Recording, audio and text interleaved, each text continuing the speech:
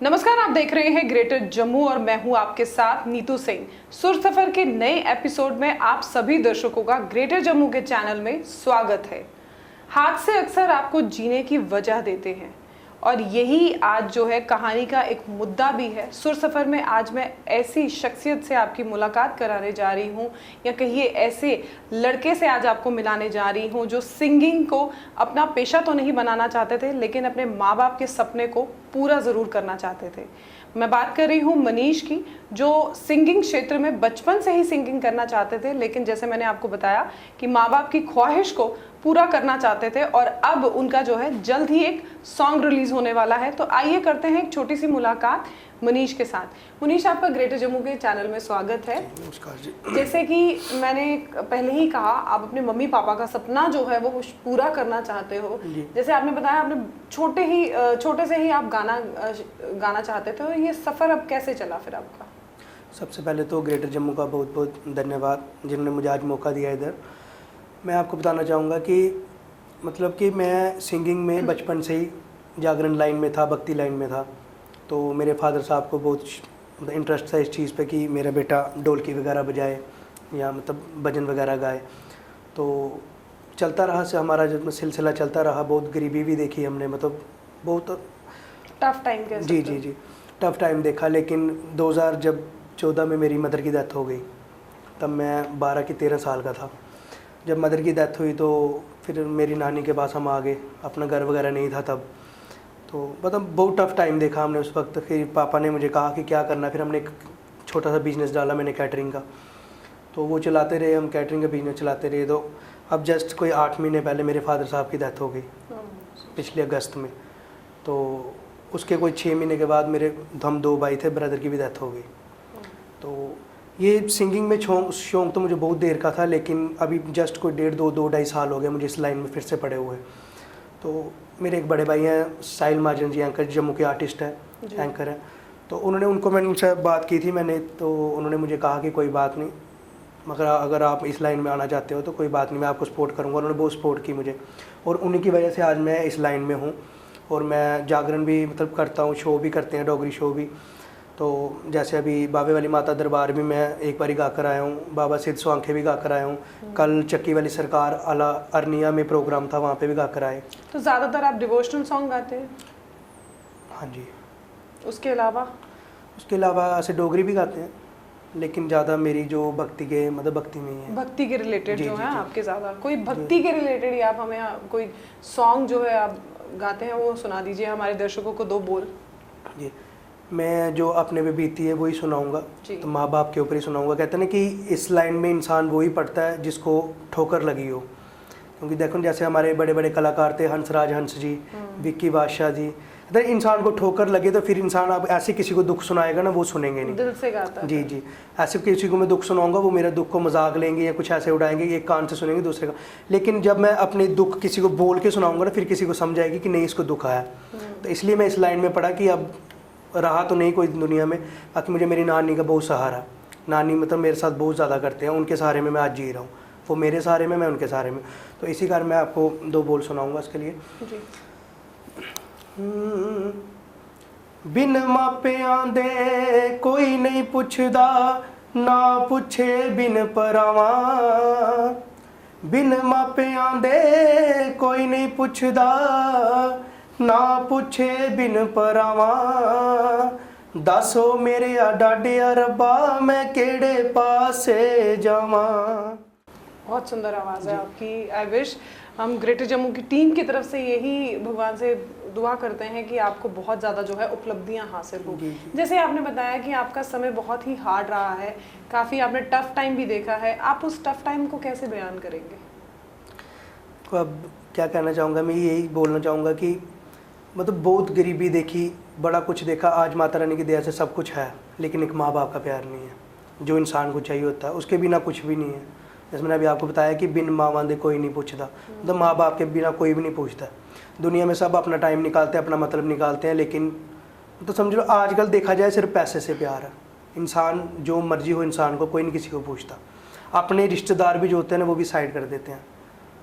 और कुछ मेरे थे जिन्होंने हमारा साथ दिया, कुछ साइड हो गए।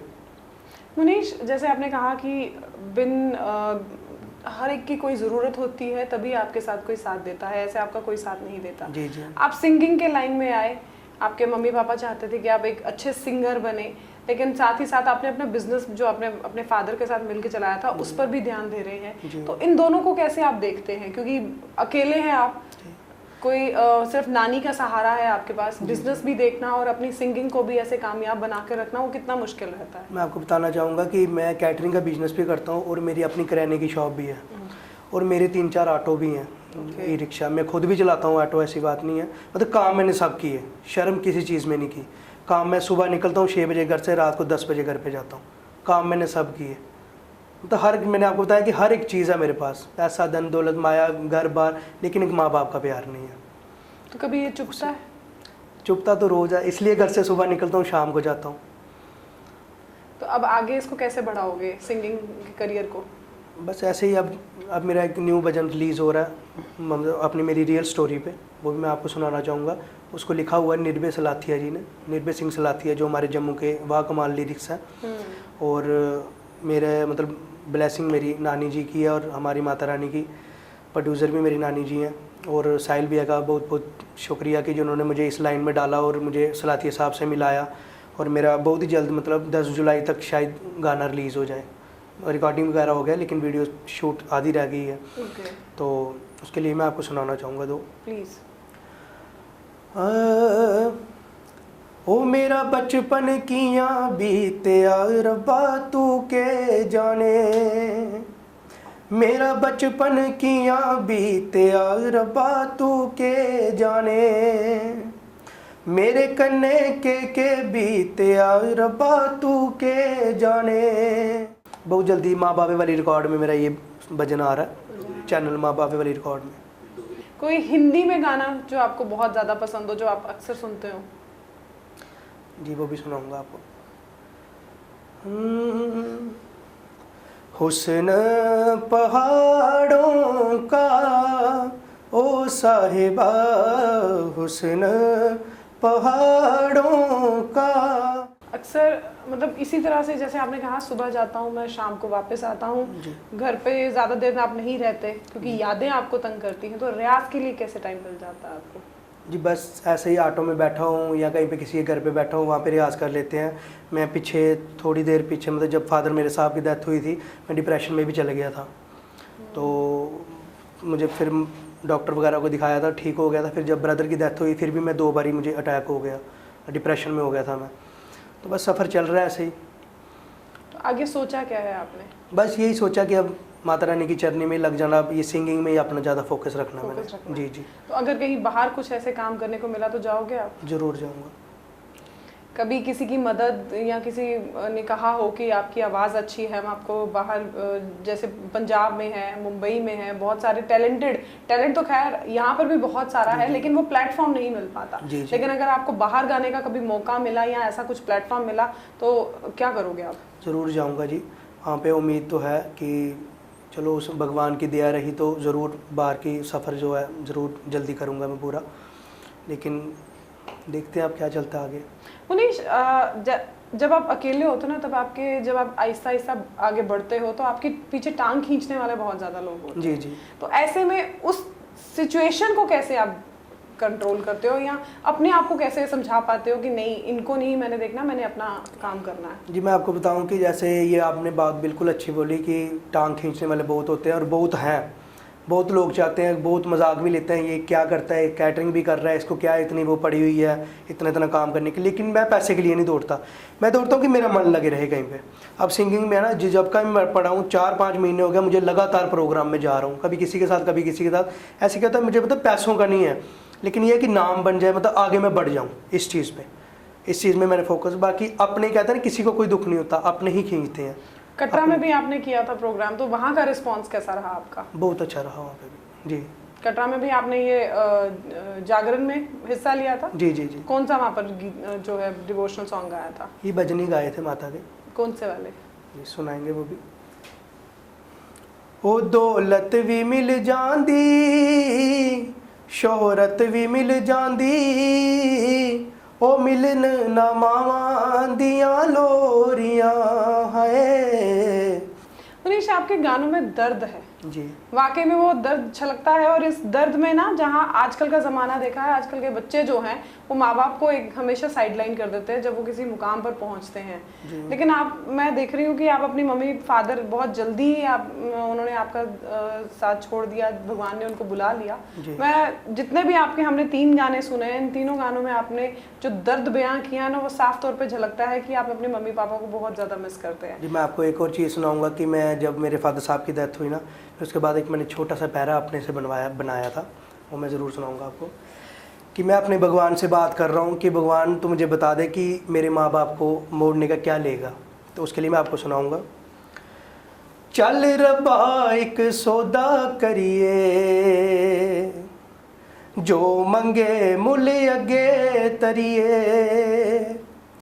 चल रब्बा एक सौदा करिए, जो मंगे मुल अगे तरिए। क्वालिफिकेशन क्या है आपकी? मैंने 10th पास की हुई है। पेरेंट्स की जल्दी जाने की वजह से आप पढ़ाई जब मेरी भी मदर की completely- डेथ हुई थी तो मैं 7th में था। फिर उसके बाद 8th 9th 10th मेरी नानी ने करवाई। फिर जिम्मेवारी पड़ गई सिर पे, फिर मैंने पढ़ाई छोड़ दी, फिर काम में पड़ गया था। काम में पड़ गया। जी जी अब जैसे आपने कहा कि अब आपकी लाइफ में सब कुछ है, नहीं है तो माँ बाप है, जी ये कमी तो खलती रहेगी। और बिल्कुल। जिनके सर से साया चला जाता है वो ही समझ सकते हैं। बिल्कुल जी। लेकिन हम तो यही चाहेंगे कि जैसे जैसे आप आगे बढ़ो, आपका जो करियर है वो और ज़्यादा आगे बढ़े, आपको भगवान जो है दिन दुगनी रात चौगनी तरक्की दे। जी जिस तन लागे सो तन जाने, कौन जाने पीर पराई, ये वाक्या या फ्रेज आज के इस एपिसोड पे बहुत सही उतरता है। मनीष मल्होत्रा, जिनसे हमने बातचीत की, बहुत ही छोटी उम्र में इन्होंने अपने माँ बाप को खो दिया। एक इनके बड़े भाई थे उनको भी इन्होंने खो दिया, और अब ये अकेले अपनी नानी के साथ अपना जीवन यापन कर रहे हैं। आज काम है, पैसा है, नाम भी है, लेकिन नहीं है तो माँ बाप का साया। वो इनके गीतों में साफ तौर पे झलकता भी है। जैसे मैंने आपको कहा, जिस तन लागे सौ तन जाने, तो आज इनके गानों के माध्यम से इनकी जो पीड़ा है वो छलकती हुई नजर आ रही है। आप इस पीड़ा को कैसे देखते हैं, कमेंट सेक्शन में हमें ज़रूर बताइएगा। और इस वीडियो के बारे में आप क्या कुछ कहना चाहते हैं उसके बारे में भी आप ज़रूर बताइएगा। मुनीश की सिंगिंग आपको कैसे लगी, ये आप हमें कमेंट सेक्शन में बता सकते हैं। और इसी तरह की वीडियोस हम आपके समक्ष लाते रहेंगे। तब तक के लिए मुझे दीजिए इजाज़त। अगले सुर सफ़र में एक नए आर्टिस्ट के साथ रूबरू होंगे आपके साथ। कैमरामैन अजय जाडू के साथ मैं नीतू सिंह, ग्रेटर जम्मू के लिए। धन्यवाद।